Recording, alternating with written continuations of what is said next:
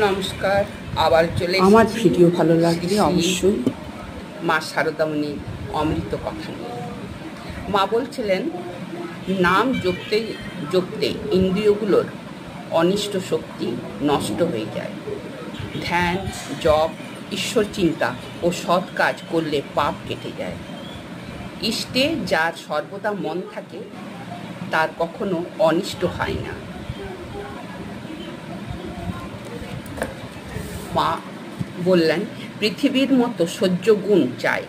পৃথিবীর ওপর কত রকমের অত্যাচার হচ্ছে, অবাধে সব সয়ে যাচ্ছে। মা সাধন করতে করতে দেখবে আমার মাঝে যিনি, তোমার মাঝেও তিনি।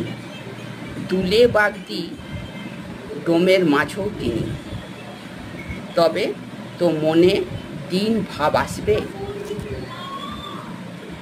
এক কথায় বলতে গেলে নির্বাসনা প্রার্থনা করতে হয়, কেননা বাসনাই সকল দুঃখের মূল, বারবার জন্ম মৃত্যু কারণ, আর মুক্তিপথের অন্তরায়।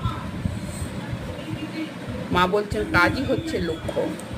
আমার ভিডিও ভালো লাগলে অবশ্যই একটা সাবস্ক্রাইব, একদণ্ড কাজ ছেড়ে আর লাইক উচিত কমেন্ট। নয়। ধন্যবাদ।